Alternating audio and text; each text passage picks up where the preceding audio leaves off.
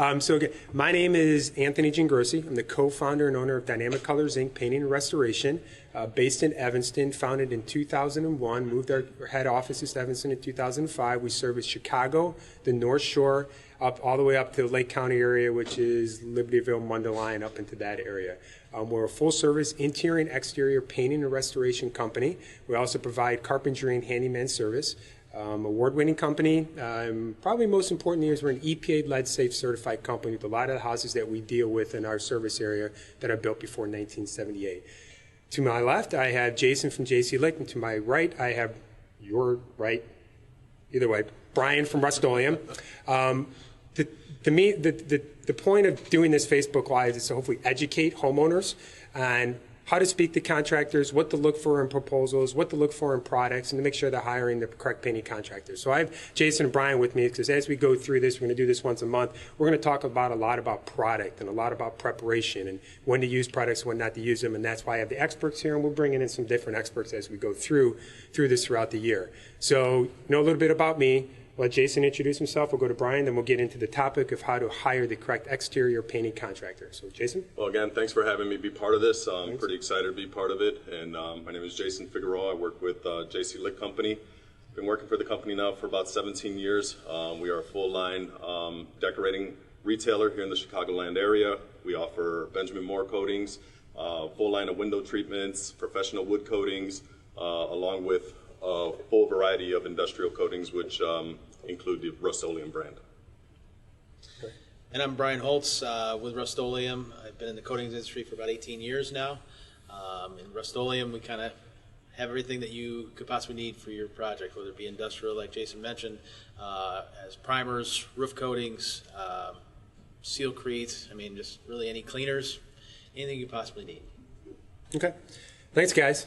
So as we go through this, again, I talked about, just mentioned before, how to hire the correct exterior painting, how to hire the correct professional painting contractor for an exterior project on your home. We're coming into that season. Springtime's right around the corner. The weather's going to start warming up. This is our busy time as professional painting contractors, essentially from mid-April to the end of October, early November, to get as much exterior work done as possible. I'm going to give a brief overview. I have, over the years of talking with so many different homeowners, I've developed a guideline that I provide to homeowners the first time I meet with them, so they make sure that they're asking the correct questions and looking for the correct stuff on proposals to help them make the right decision. So the first part of that is initial phone call or email. First question I always tell homeowners to ask is, ask the contractor, do you service my area? If they say yes, great, go forward with the proposal. If they say no, I would highly recommend going on to a different contractor, because what you don't want is a contractor who doesn't service area, decides to take on your project, then doesn't show up for the job because it's too far away. Heard it happen, happens too often. So please ask, do you service my area? Next question is what is the lead time? You want to make sure that the contractor can work within your schedule.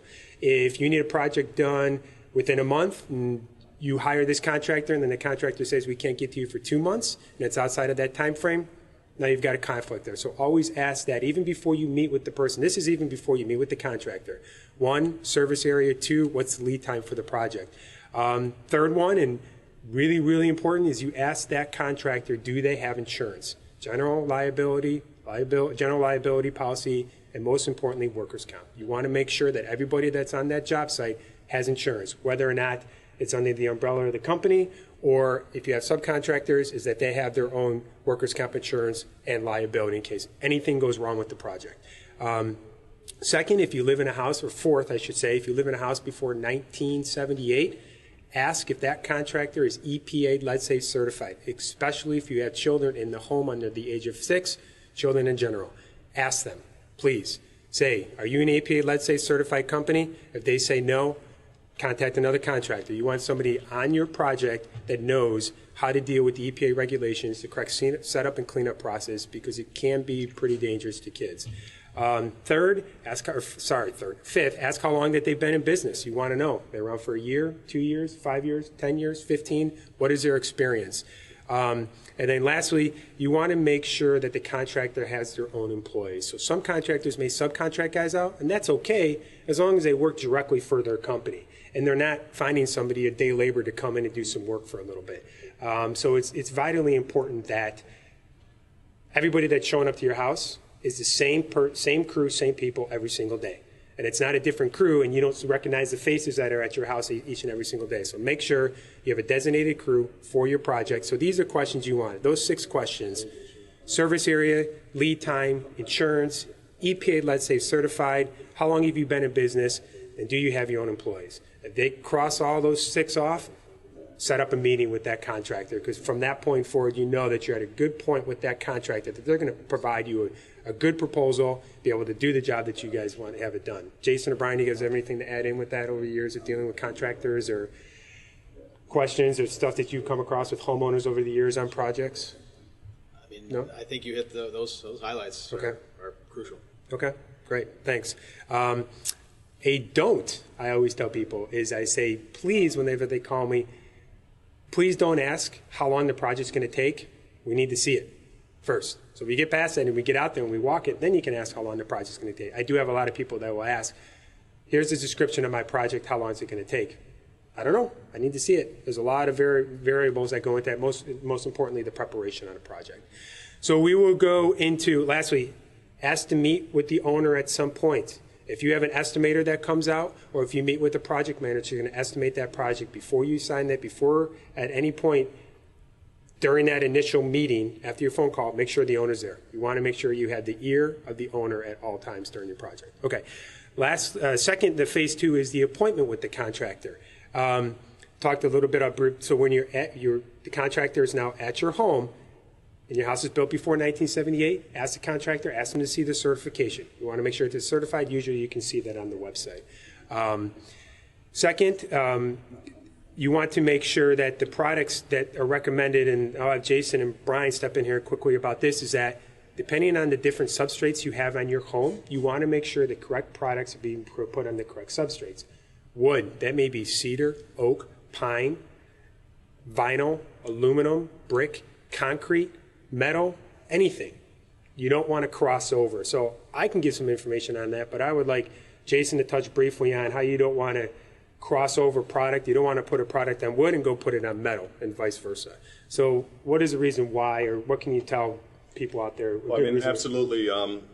What you were hinting at is preparation, using the correct primer is always key to any long-lasting paint project. And Right. There's a multitude of products out there that you can use. You definitely have your oil-based products, your acrylics. There's one product in particular that we sell out of our stores. It's called the Rust-Oleum Universal Acrylic. I really like that. It's a simple product to use. It can go on a variety of surfaces. It's also going to block out any stains coming through from metal. So that's one that I really like, and that's a kind of a go-to product for me right now. Okay, great. Anything to add? No, I mean, when you talk about knowing the substrate that you're putting it on, you know, we do have products that, like the Universal Acrylic Primer, it does go on multiple surfaces, so it makes that job easier, knowing that you have that peace of mind that it will grab to it. Right. But there are going to be times when I need to ask and say, what is it that we're actually trying to coat? Because sometimes that certain acrylic may not do what we're trying to get, you know, in a certain area of a house. You just said what it grabs to. What does it bond to? How does it bond to it? I can go out and paint anything with any product, and it'll look great for a little bit. Let it go through a Chicago winter or rainy spring and forget it. It won't work. So in the short term, it'll look great. In the long term, it won't. It'll be a waste of money. So you want to make sure you have the correct product. Ask the contractor during this part of your appointment with the owner or the project manager or the estimator, this is the time to educate yourself on that contractor you're dealing with. Do they know what they are talking about? You ask them these questions, they should be able to provide you answers every step of the way on what we're talking about here.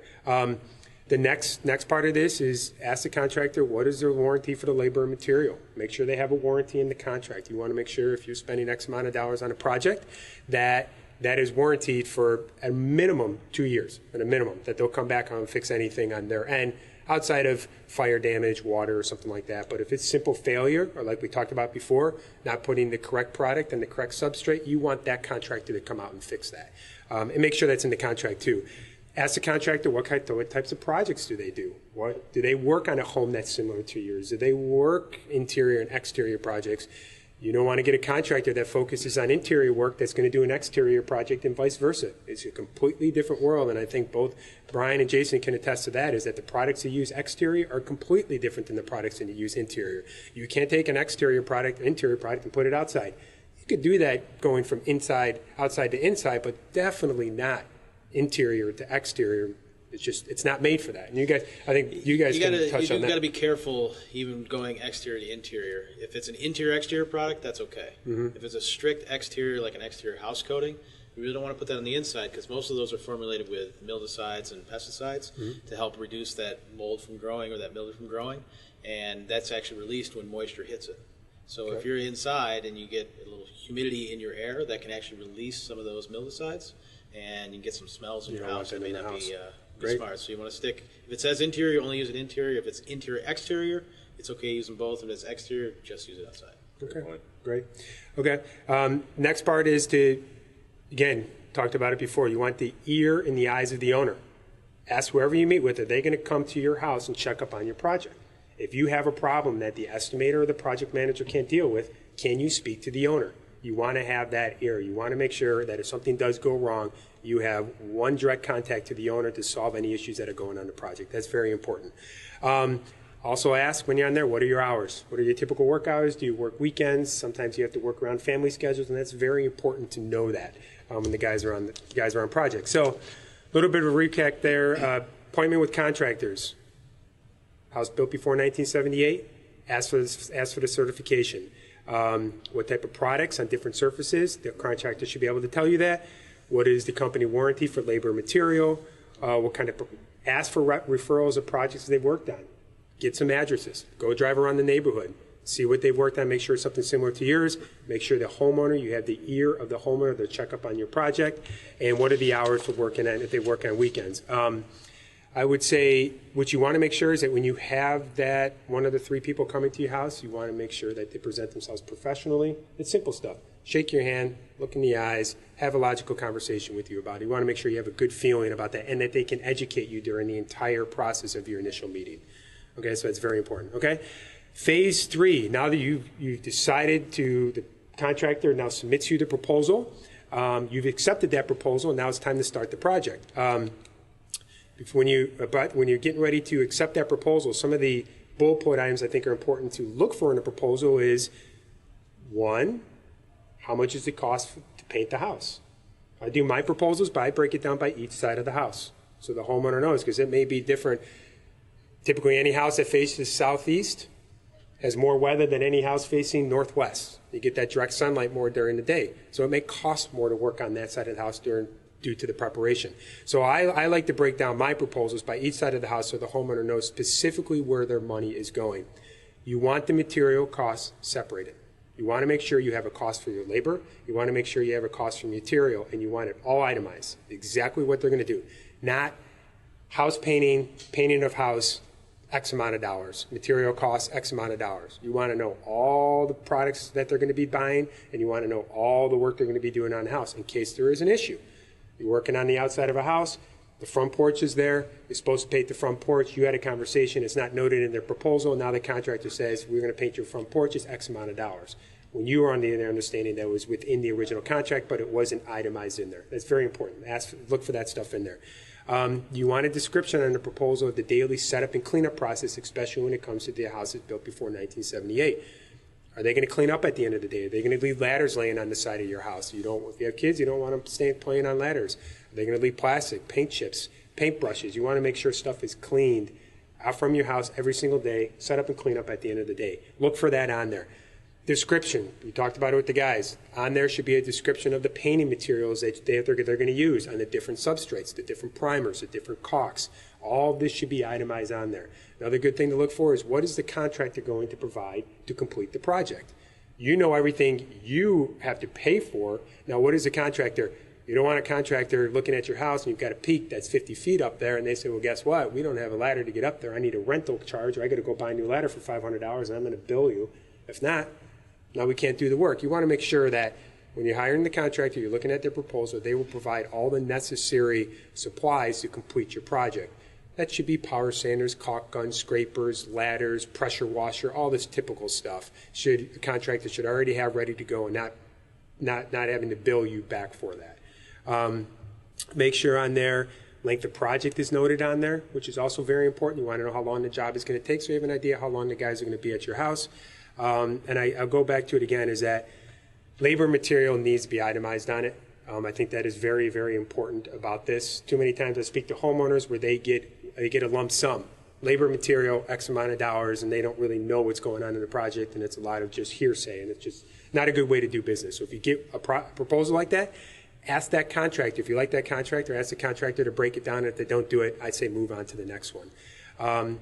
Make sure you have on there, if there may be some extra cost on the project, make sure it's itemized on there. If there's rotten wood, if there's a window that needs to be replaced, if there's a door that needs to be hung, make sure that's itemized on there so you know that estimated cost for it, so when it comes onto the job, you're not being overbilled for it. And I think those are the kind of the bullet points of what to look for in a proposal. Is there anything that you guys have to recommend regarding just from a product standpoint that should be in a proposal outside of actually listing what the product is?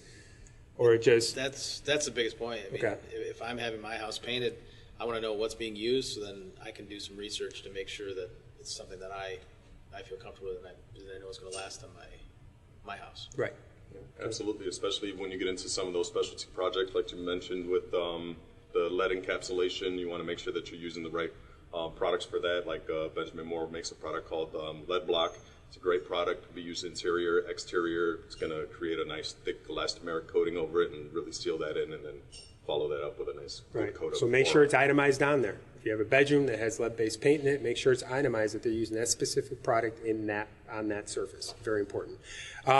Documents that should be also included outside of the contract is a company letter, a lookbook, or something explaining who the company is. Put some pictures of the guys working, a little background of the company. You kind of wanted, if you haven't already done your research, we need a little bit more. It's very important to have that. The contract, the actual contract itself, outside of the proposal, a separate contract that lists the warranty, the deposit payment. All of that should be on there of how the project is going to go from beginning to end. A list of references is always very important. And then lastly, again, if your house is before 1978, you want that certification. And then there are different forms that the contractor should be providing to you that need to be signed off before starting the project. You can ask those questions. And then finally, upon acceptance of the proposal, ask for a certificate of insurance. Most homeowners do not do that. I would say 90 to 95% of homeowners do not ask for a certificate of insurance. It's very important. Go back to the very first part of this to make sure that contractor has insurance coverage, and not only the contractor, but they have subs working for them to make sure that they have coverage too. Very, very important.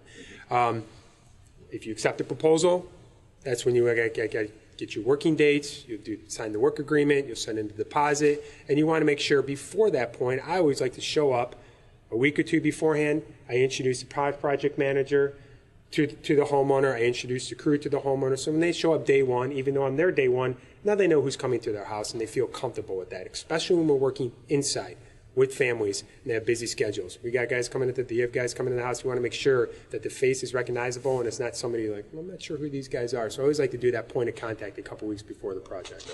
Okay. And with that said too, I think it's a good idea to also let your family members know that your house is being painted in case they go away. Right. And a family member shows up. Let your neighbors know too. Yeah, if you're going to be out of town, we do a lot of work for homeowners that will go on summer vacation, winter break, spring break. We've done a lot this past week. This week is spring break. They go out of town. I would say let the homeowner know next to you that we're going to be at the house. And I always update the homeowner, but it's always good to know we're done. We're out of the house in case something does happen. You have a neighbor that can report. It's not the painting contractor's not there. Something else is going outside of work hours, and then nobody's coming back into your house. Very important. Phase 4 is now the project starts. You've had the phone call. You met with the estimator. You've received accepted the proposal. 1, 2, 3. Now 4. You're going to start the project. That first day you start, make sure you are home, whether or not it's yourself or you and your significant other. Make sure you're at the house to walk the project with the owner, the estimator, the project manager, and the crew. Walk the entire project. Go over everything in detail. It is not your responsibility to keep an eye if the general contractor and the painters are doing the job correctly. It's just to make sure that everybody is on the same page, because there are sometimes the contractors or we need access to inside of the home. Again, EPA regulations, we need to come in inside and plastic off the windows or any openings in the inside of the house. We want to make sure that we can set that up with you that works best with your schedule. So it's very important to make sure that that first day you walk through that project. Review color choices.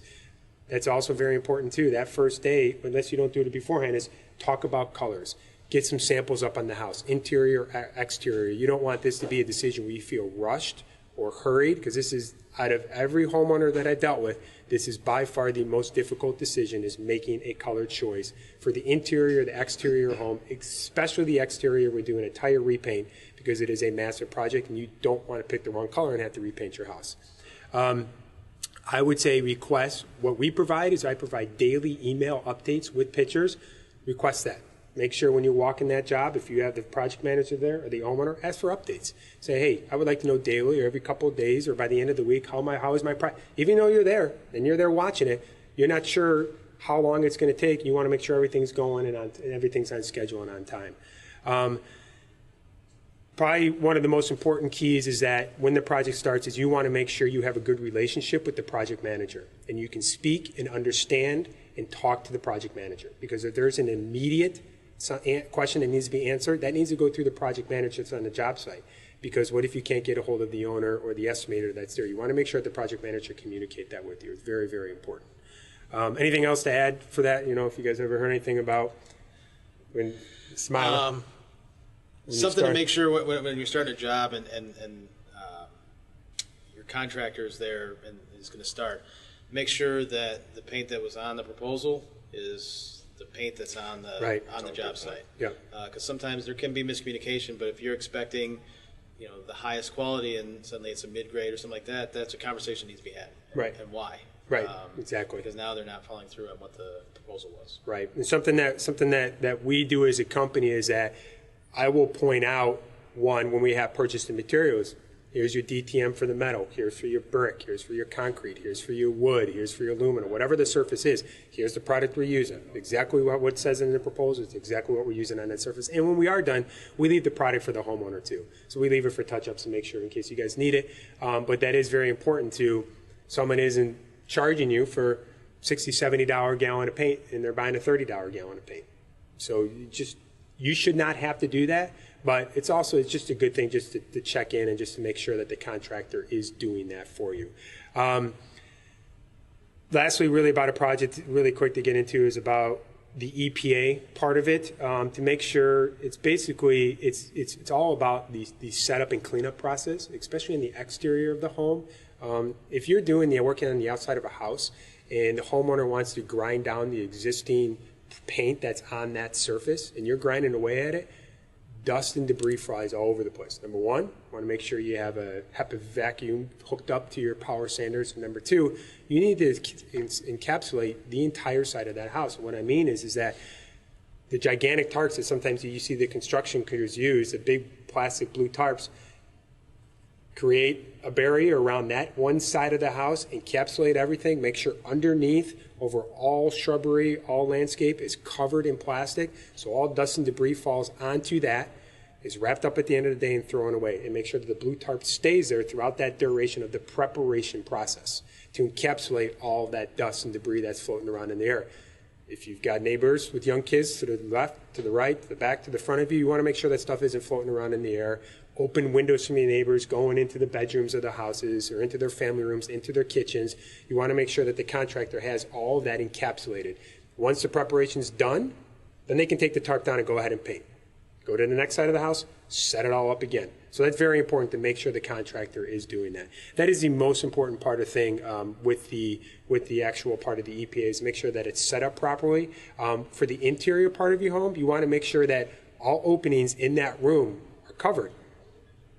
Space packs, vents, outlets. Take the outlet covers up, cover it in plastic, the outlet covers. Light switches, anything that may be there to a fan. A fan may have a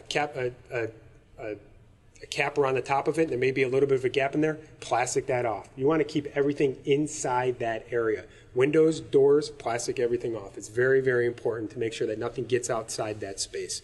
and then it's the cleanup process to go through that. So that's kind of part of the project is you want to make sure, I think when you get to that point, you have confidence in the homeowner or the contractor that you decided to hire, that they're going to follow all of this stuff, but it still can't hurt, and don't be afraid to ask questions. Ask one, ask 100. If you're working with a good contractor, you can ask as many questions as possible, and they'll answer them all, and should have an answer to every single question. Phase 5 in this is the closeout of the project. Now the project is wrapping up, you're getting done. You definitely want to make sure that you do a final walkthrough. Do a final walkthrough with the project manager and the owner, if you can get the owner there. Make sure everything is done to your specifications. Make sure everything on that project is done. And I have on here, check the paint. You want to make sure, what we talked about, is that they're using, how it's quoted, the correct paint and the correct surfaces. I know I keep on talking about that, but when it comes to the exterior painting of your home, especially in the Midwest, you have to use the correct product and the correct surface. And we'll get into more about when to apply those products, but that is vitally important. If not, you spent X amount of dollars on this project. Next thing you know, within a year, you're redoing some of it because the paint has failed. You want to sign off on the work agreement or the contract whoever you have, and if everything looks okay to you, you can submit final payment usually within a week to the contractor, or sometimes when I work with homeowners, they do it immediately. You get to do a walkthrough, sign off the contract, and you pay that general contractor, the painting contractor, as soon as the project is done. And then if you had a good experience, I always ask homeowners to post a review about me and my company. We try to do our best every single time, but if you're willing to, I always say it's always great. Please post a review about the contractor you work with, especially if you had a really good experience. If you didn't have a good experience, also post that review and why you posted it. So those are kind of a couple of things to look through at the end. We had a question from Karen. It will depend on the area. There's different VOC laws throughout the country. So California is probably the most stringent, and also the Northwest. Here in Illinois, we've got LADCO, which is the Great Lakes region. So we have stringent, but it's not too bad. So the same product that we use here can't necessarily be used in California. So it does vary, but each state usually has their own rules. So talk to the paint store, talk to the painting contractor. You can even go online and see what the VOC laws are. And then you had mentioned the kind of the Midwest, the humidity, the expanding, the figure, the winters and the extremes that we have. Right. Is that something that's constantly evolving in the paint world as far as like how to take care of that better? Yeah, I mean, more and more you'll see low temp application, even in water-based products, down to about 35 degrees, which is kind of unheard of. Yeah. But I do warn people, if you're painting outside and you're painting wood outside and it's 35 degrees out, that wood is contracted. And then so as it starts to warm up and that starts to swell, you need to make sure that that product is also going to move with it. Otherwise, that'll be your first point of failure. Great. Right.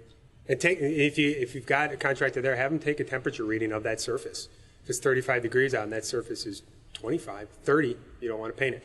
That's what we do all the time. Before we paint a surface, if it gets a little bit dicey there, we'll always take a temperature reading of it to make sure that it complies with the products. And I'm assuming, kind of go on the question, is that it's more of, can we use an exterior wood surface paint here and also apply it in the Northwest or the Northeast or whatever it is? I'm sure there's some crossover, but again, there's more moisture, more heat, depending on where you go in the country. That I would say that maybe there's some crossover, but there's some where they have specific products for their regions. Sure.